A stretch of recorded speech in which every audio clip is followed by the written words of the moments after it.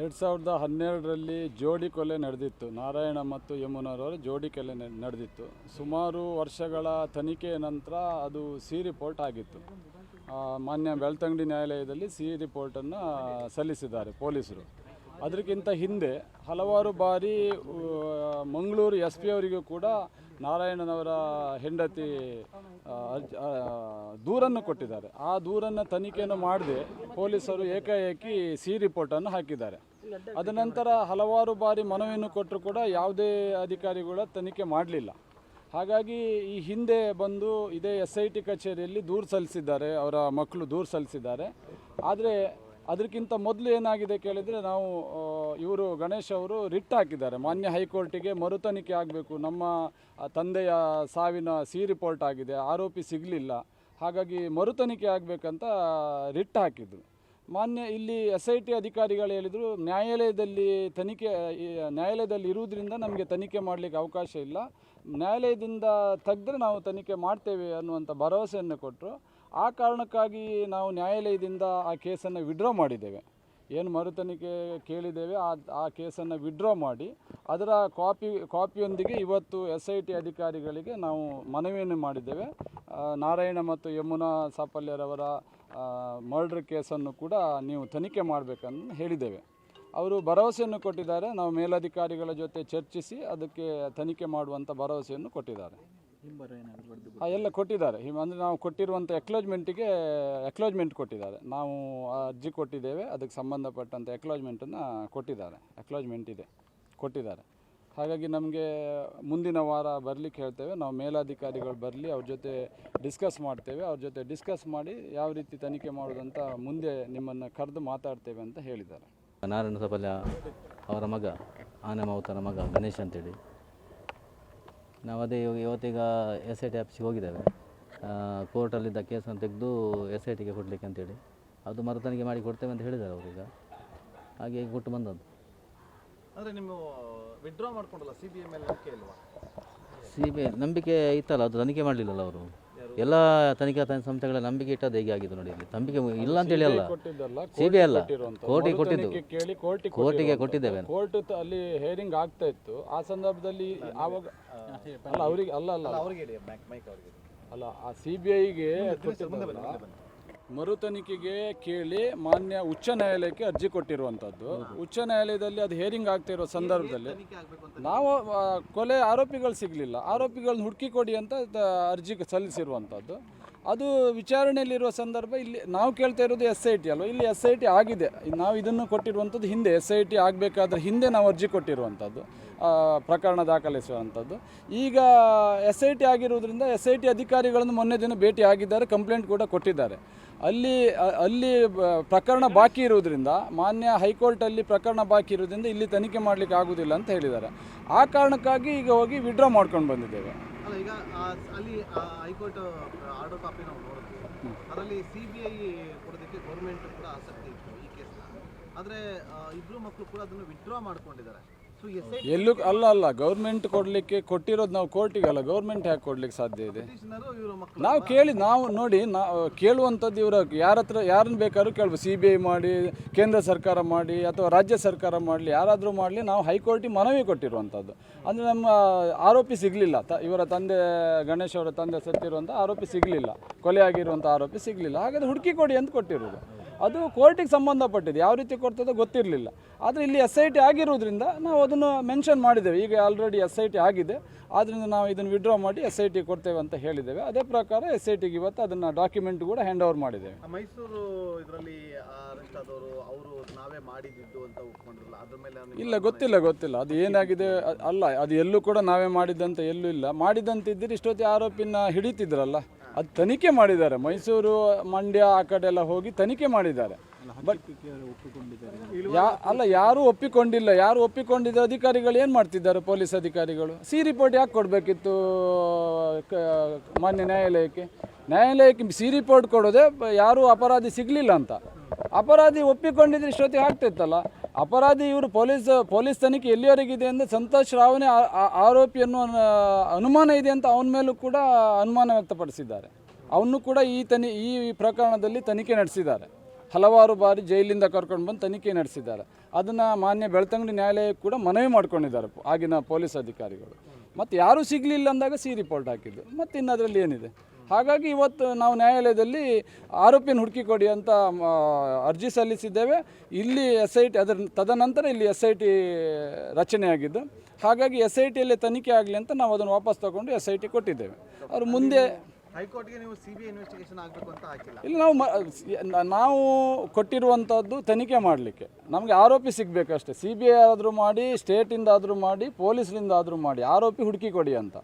ಹಾಗಾಗಿ ಅಲ್ಲಿ ತನಿಖೆ ಪ್ರಕರಣ ನಡೀತಿರೋ ಸಂದರ್ಭದಲ್ಲಿ ಇಲ್ಲಿ SIT ಆದ್ದರಿಂದ ಅದನ್ನು ವಾಪಸ್ ತಗೊಂಡಿದ್ದೇವೆ ಅಷ್ಟೇ. ಮುಂದೆ ತನಿಖೆ ಮಾಡ್ತೀನಿ ಅಂದಿದ್ದಾರೆ, ಮುಂದಿನ ದಿನ ಕರೆದು ವಿಚಾರಣೆ ಮಾಡ್ತೀನಿ ಅಂತ ಹೇಳಿದ್ದಾರೆ.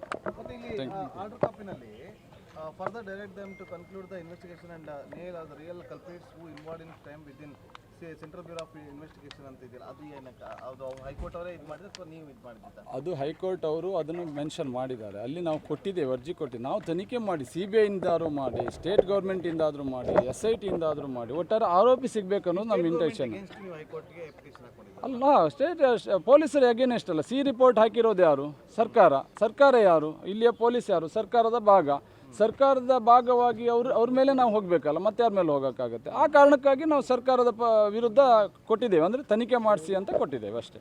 ಓಕೆ, ಈಗ SIT ಅವರು ಏನು ಹೇಳಿದ್ರು? SIT ಅವರ ಮೇಲಧಿಕಾರಿಗಳ ಜೊತೆ ಚರ್ಚೆ ಮಾಡಿ ನಾವು ಮುಂದಿನ ಕ್ರಮ ಕೈಗೊಳ್ತೇವೆ. ಆ ಬಗ್ಗೆ ನಿಮ್ಗೇನಂತ ನಾವು ಮುಂದಿನ ವಾರ ಕರೆದು ವಿಚಾರಣೆ ಮಾಡ್ತೇವೆ, ತಿಳಿಸ್ತೇವೆ ಅಂತ ಹೇಳಿದ್ವಿ. ವಿಶ್ವಾಸ ಇದೆ SIT ಅವರು? SIT ಮೇಲೆ ವಿಶ್ವಾಸ ಇದ್ದೇ ತಗೊಂಡು ಬಂದು ಹಾಕಿರೋದಲ್ಲ. ಇಲ್ಲದೆ ನಾವು ಅಲ್ಲೇ ಕೇಳ್ತೀವಿ, ಅಲ್ಲೇ ತನಿಖೆ ಆಗಲಿ ಅಂತಿದ್ವಿ.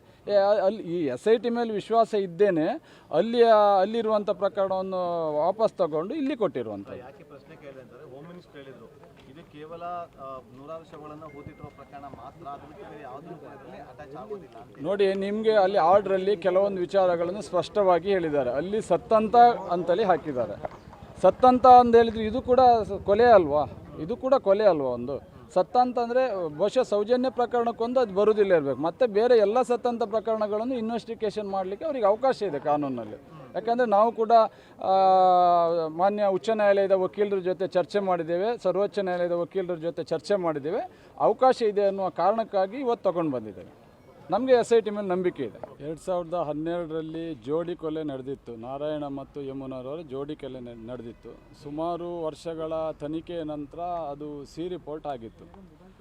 ಮಾನ್ಯ ಬೆಳ್ತಂಗಡಿ ನ್ಯಾಯಾಲಯದಲ್ಲಿ ಸಿ ರಿಪೋರ್ಟನ್ನು ಸಲ್ಲಿಸಿದ್ದಾರೆ ಪೊಲೀಸರು.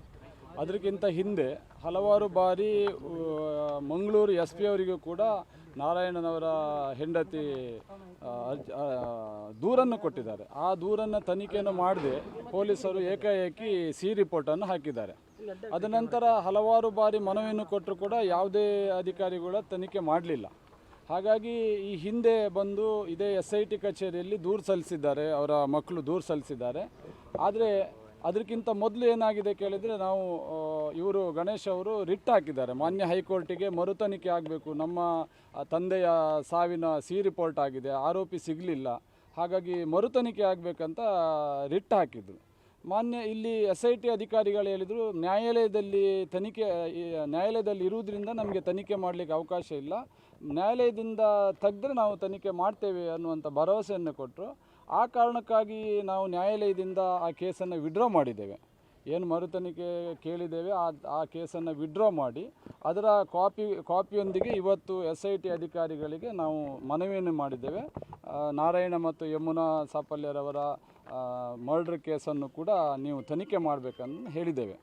ಅವರು ಭರವಸೆಯನ್ನು ಕೊಟ್ಟಿದ್ದಾರೆ. ನಾವು ಮೇಲಧಿಕಾರಿಗಳ ಜೊತೆ ಚರ್ಚಿಸಿ ಅದಕ್ಕೆ ತನಿಖೆ ಮಾಡುವಂಥ ಭರವಸೆಯನ್ನು ಕೊಟ್ಟಿದ್ದಾರೆ. ಎಲ್ಲ ಕೊಟ್ಟಿದ್ದಾರೆ. ಅಂದರೆ ನಾವು ಕೊಟ್ಟಿರುವಂಥ ಎಕ್ಲಾಜ್ಮೆಂಟ್ ಕೊಟ್ಟಿದ್ದಾರೆ. ನಾವು ಅರ್ಜಿ ಕೊಟ್ಟಿದ್ದೇವೆ, ಅದಕ್ಕೆ ಸಂಬಂಧಪಟ್ಟಂಥ ಎಕ್ಲಾಜ್ಮೆಂಟನ್ನು ಕೊಟ್ಟಿದ್ದಾರೆ. ಹಾಗಾಗಿ ನಮಗೆ ಮುಂದಿನ ವಾರ ಬರಲಿಕ್ಕೆ ಹೇಳ್ತೇವೆ. ನಾವು ಮೇಲಾಧಿಕಾರಿಗಳು ಬರಲಿ, ಅವ್ರ ಜೊತೆ ಡಿಸ್ಕಸ್ ಮಾಡ್ತೇವೆ. ಅವ್ರ ಜೊತೆ ಡಿಸ್ಕಸ್ ಮಾಡಿ ಯಾವ ರೀತಿ ತನಿಖೆ ಮಾಡೋದಂತ ಮುಂದೆ ನಿಮ್ಮನ್ನು ಕರೆದು ಮಾತಾಡ್ತೇವೆ ಅಂತ ಹೇಳಿದ್ದಾರೆ. ನಾರಾಯಣ ಸಾಪಲ್ಯ ಅವರ ಮಗ, ಆನೆ ಮಾವುತನ ಮಗ ಗಣೇಶ್ ಅಂತೇಳಿ.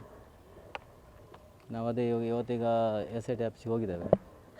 ಕೋರ್ಟಲ್ಲಿದ್ದ ಕೇಸನ್ನು ತೆಗೆದು SITಗೆ ಕೊಡಲಿಕ್ಕೆ ಅಂತೇಳಿ, ಅದು ಮರುತನಿಗೆ ಮಾಡಿ ಕೊಡ್ತೇವೆ ಅಂತ ಹೇಳಿದ್ದಾರೆ ಅವರೀಗ. ಹಾಗೆ ಕೊಟ್ಟು ಬಂದದ್ದು. ಅಂದರೆ ನೀವು ವಿಡ್ರಾ ಮಾಡ್ಕೊಂಡಲ್ಲ, CBI ಮೇಲೆ ನಂಬಿಕೆ ಇಲ್ವಾ? CBI ನಂಬಿಕೆ ಇತ್ತಲ್ಲ, ಅದು ತನಿಖೆ ಮಾಡಲಿಲ್ಲಲ್ಲ ಅವರು. ಎಲ್ಲ ತನಿಖಾ ಸಂಸ್ಥೆಗಳ ನಂಬಿಕೆ ಇಟ್ಟದ್ದು ಹೇಗೆ ಆಗಿದೆ ನೋಡಿ. ಇಲ್ಲಿ ನಂಬಿಕೆ ಇಲ್ಲ ಅಂತೇಳಿ ಅಲ್ಲ, ಕೊಟ್ಟಿದ್ದಲ್ಲ, CBI ಅಲ್ಲ, ಕೊಟ್ಟಿರುವಂಥದ್ದು. ಕೋರ್ಟಿಗೆ ಕೊಟ್ಟಿದ್ದು, ಮರುತನಿಖೆ ಕೇಳಿ ಕೋರ್ಟಿಗೆ ಕೊಟ್ಟಿದ್ದೇವೆ. ಕೋರ್ಟ್ ಅಲ್ಲಿ ಹೇರಿಂಗ್ ಆಗ್ತಾ ಇತ್ತು. ಆ ಸಂದರ್ಭದಲ್ಲಿ ಆವಾಗ ಅಲ್ಲ ಅವರಿಗೆ ಅಲ್ಲ ಅಲ್ಲ ಅವ್ರಿಗೆ ಹೇಳಿ, ಮೈಕ್ ಅವ್ರಿಗೆ. ಅಲ್ಲ ಆ CBIಗೆ ಮರು ತನಿಖೆಗೆ ಕೇಳಿ ಮಾನ್ಯ ಉಚ್ಚ ನ್ಯಾಯಾಲಯಕ್ಕೆ ಅರ್ಜಿ ಕೊಟ್ಟಿರುವಂಥದ್ದು. ಉಚ್ಚ ನ್ಯಾಯಾಲಯದಲ್ಲಿ ಅದು ಹೇರಿಂಗ್ ಆಗ್ತಾ ಇರೋ ಸಂದರ್ಭದಲ್ಲಿ ತನಿಖೆ ಆಗ್ಬೇಕು ಅಂತ ನಾವು ಕೊಲೆ ಆರೋಪಿಗಳು ಸಿಗಲಿಲ್ಲ, ಆರೋಪಿಗಳನ್ನ ಹುಡುಕಿ ಕೊಡಿ ಅಂತ ಅರ್ಜಿ ಸಲ್ಲಿಸಿರುವಂಥದ್ದು. ಅದು ವಿಚಾರಣೆಯಲ್ಲಿರುವ ಸಂದರ್ಭ ಇಲ್ಲಿ ನಾವು ಕೇಳ್ತಾ ಇರೋದು SIT ಅಲ್ವ, ಇಲ್ಲಿ SIT ಆಗಿದೆ. ನಾವು ಇದನ್ನು ಕೊಟ್ಟಿರುವಂಥದ್ದು ಹಿಂದೆ SIT ಆಗಬೇಕಾದ್ರೆ ಹಿಂದೆ ನಾವು ಅರ್ಜಿ ಕೊಟ್ಟಿರುವಂಥದ್ದು, ಪ್ರಕರಣ ದಾಖಲಿಸುವಂಥದ್ದು. ಈಗ SIT ಆಗಿರುವುದರಿಂದ SIT ಅಧಿಕಾರಿಗಳನ್ನು ಮೊನ್ನೆ ದಿನ ಭೇಟಿ ಆಗಿದ್ದಾರೆ, ಕಂಪ್ಲೇಂಟ್ ಕೂಡ ಕೊಟ್ಟಿದ್ದಾರೆ. ಅಲ್ಲಿ ಪ್ರಕರಣ ಬಾಕಿ ಇರುವುದರಿಂದ, ಮಾನ್ಯ ಹೈಕೋರ್ಟಲ್ಲಿ ಪ್ರಕರಣ ಬಾಕಿ ಇರುವುದರಿಂದ ಇಲ್ಲಿ ತನಿಖೆ ಮಾಡಲಿಕ್ಕೆ ಆಗುವುದಿಲ್ಲ ಅಂತ ಹೇಳಿದ್ದಾರೆ. ಆ ಕಾರಣಕ್ಕಾಗಿ ಈಗ ಹೋಗಿ ವಿಡ್ರಾ ಮಾಡ್ಕೊಂಡು ಬಂದಿದ್ದೇವೆ. ಅಲ್ಲ, ಈಗ ಅಲ್ಲಿ ಹೈಕೋರ್ಟ್ ಆರ್ಡರ್ ಕಾಪಿ ನಾವು ನೋಡಿದ್ವಿ. ಅದರಲ್ಲಿ CBI ಕೊಡೋದಕ್ಕೆ ಗೌರ್ಮೆಂಟ್ ಕೂಡ ಆಸಕ್ತಿ ಇತ್ತು ಈ ಕೇಸ್ನ. ಆದರೆ ಇಬ್ಬರು ಮಕ್ಕಳು ಕೂಡ ಅದನ್ನು ವಿಡ್ರಾ ಮಾಡ್ಕೊಂಡಿದ್ದಾರೆ. ಸೊ ಎಲ್ಲೂ ಅಲ್ಲ ಗೌರ್ಮೆಂಟ್ ಕೊಡಲಿಕ್ಕೆ ಕೊಟ್ಟಿರೋದು ನಾವು ಕೋರ್ಟಿಗೆ ಅಲ್ಲ, ಗೌರ್ಮೆಂಟ್ ಯಾಕೆ ಕೊಡ್ಲಿಕ್ಕೆ ಸಾಧ್ಯ ಇದೆ?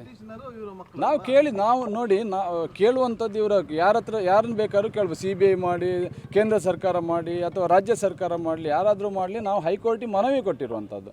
ಅಂದರೆ ನಮ್ಮ ಆರೋಪಿ ಸಿಗಲಿಲ್ಲ, ಇವರ ತಂದೆ ಗಣೇಶ್ ಅವರ ತಂದೆ ಸತ್ತಿರುವಂಥ ಆರೋಪಿ ಸಿಗಲಿಲ್ಲ, ಕೊಲೆ ಆಗಿರುವಂಥ ಆರೋಪಿ ಸಿಗಲಿಲ್ಲ. ಹಾಗಾದರೆ ಹುಡುಕಿ ಕೊಡಿ ಅಂತ ಕೊಟ್ಟಿರೋದು. ಅದು ಕೋರ್ಟಿಗೆ ಸಂಬಂಧಪಟ್ಟಿದೆ, ಯಾವ ರೀತಿ ಕೊಡ್ತದೋ ಗೊತ್ತಿರಲಿಲ್ಲ. ಆದರೆ ಇಲ್ಲಿ SIT ಆಗಿರೋದ್ರಿಂದ ನಾವು ಅದನ್ನು ಮೆನ್ಷನ್ ಮಾಡಿದ್ದೇವೆ. ಈಗ ಆಲ್ರೆಡಿ SIT ಆಗಿದೆ, ಆದ್ದರಿಂದ ನಾವು ಇದನ್ನು ವಿಡ್ರಾ ಮಾಡಿ SIT ಕೊಡ್ತೇವೆ ಅಂತ ಹೇಳಿದ್ದೇವೆ. ಅದೇ ಪ್ರಕಾರ SITಗೆ ಇವತ್ತು ಅದನ್ನು ಡಾಕ್ಯುಮೆಂಟ್ ಕೂಡ ಹ್ಯಾಂಡ್ ಓವರ್ ಮಾಡಿದ್ದೇವೆ. ಮೈಸೂರು ಇದರಲ್ಲಿ ಅರೆಸ್ಟ್ ಆದವರು ಅವರು ನಾವೇ ಮಾಡಿದ್ದು ಅಂತ ಒಪ್ಕೊಂಡಿರಲ್ಲ, ಅದ್ರ ಮೇಲೆ ಇಲ್ಲ, ಗೊತ್ತಿಲ್ಲ ಅದು ಏನಾಗಿದೆ. ಅಲ್ಲ, ಅದು ಎಲ್ಲೂ ಕೂಡ ನಾವೇ ಮಾಡಿದ್ದಂತ ಎಲ್ಲೂ ಇಲ್ಲ. ಮಾಡಿದಂತಿದ್ದರೆ ಇಷ್ಟೊತ್ತಿ ಆರೋಪಿನ ಹಿಡಿತಿದ್ರಲ್ಲ. ಅದು ತನಿಖೆ ಮಾಡಿದ್ದಾರೆ, ಮೈಸೂರು, ಮಂಡ್ಯ ಆ ಕಡೆ ಎಲ್ಲ ಹೋಗಿ ತನಿಖೆ ಮಾಡಿದ್ದಾರೆ. ಬಟ್ ಯಾರೂ ಒಪ್ಪಿಕೊಂಡಿಲ್ಲ. ಯಾರು ಒಪ್ಪಿಕೊಂಡಿದ್ದ ಅಧಿಕಾರಿಗಳು ಏನು ಮಾಡ್ತಿದ್ದಾರೆ? ಪೊಲೀಸ್ ಅಧಿಕಾರಿಗಳು ರಿಪೋರ್ಟ್ ಯಾಕೆ ಕೊಡಬೇಕಿತ್ತು ಮಾನ್ಯ ನ್ಯಾಯಾಲಯಕ್ಕೆ ರಿಪೋರ್ಟ್ ಕೊಡೋದೆ ಯಾರೂ ಅಪರಾಧಿ ಸಿಗಲಿಲ್ಲ ಅಂತ. ಅಪರಾಧಿ ಒಪ್ಪಿಕೊಂಡಿದ್ರೆ ಇಷ್ಟೊತ್ತಿಗೆ ಆಗ್ತಿತ್ತಲ್ಲ. ಅಪರಾಧಿ ಇವರು ಪೊಲೀಸ್ ತನಿಖೆ ಎಲ್ಲಿವರೆಗಿದೆ ಅಂದರೆ ಸಂತೋಷ್ ರಾವ್ನೇ ಆರೋಪಿಯನ್ನು ಅನುಮಾನ ಇದೆ ಅಂತ ಅವನ ಮೇಲೂ ಕೂಡ ಅನುಮಾನ ವ್ಯಕ್ತಪಡಿಸಿದ್ದಾರೆ. ಅವನು ಕೂಡ ಈ ಪ್ರಕರಣದಲ್ಲಿ ತನಿಖೆ ನಡೆಸಿದ್ದಾರೆ. ಹಲವಾರು ಬಾರಿ ಜೈಲಿಂದ ಕರ್ಕೊಂಡು ಬಂದು ತನಿಖೆ ನಡೆಸಿದ್ದಾರೆ. ಅದನ್ನು ಮಾನ್ಯ ಬೆಳ್ತಂಗಡಿ ನ್ಯಾಯಾಲಯಕ್ಕೆ ಕೂಡ ಮನವಿ ಮಾಡ್ಕೊಂಡಿದ್ದಾರೆ ಆಗಿನ ಪೊಲೀಸ್ ಅಧಿಕಾರಿಗಳು. ಮತ್ತು ಯಾರೂ ಸಿಗಲಿಲ್ಲ ಅಂದಾಗ ರಿಪೋರ್ಟ್ ಹಾಕಿದ್ದು. ಮತ್ತು ಇನ್ನು ಅದರಲ್ಲಿ ಏನಿದೆ? ಹಾಗಾಗಿ ಇವತ್ತು ನಾವು ನ್ಯಾಯಾಲಯದಲ್ಲಿ ಆರೋಪಿಯನ್ನು ಹುಡುಕಿ ಕೊಡಿ ಅಂತ ಅರ್ಜಿ ಸಲ್ಲಿಸಿದ್ದೇವೆ. ಇಲ್ಲಿ SIT ತದನಂತರ ಇಲ್ಲಿ SIT ರಚನೆಯಾಗಿದ್ದು. ಹಾಗಾಗಿ SITಯಲ್ಲಿ ತನಿಖೆ ಆಗಲಿ ಅಂತ ನಾವು ಅದನ್ನು ವಾಪಸ್ ತಗೊಂಡು SIT ಕೊಟ್ಟಿದ್ದೇವೆ.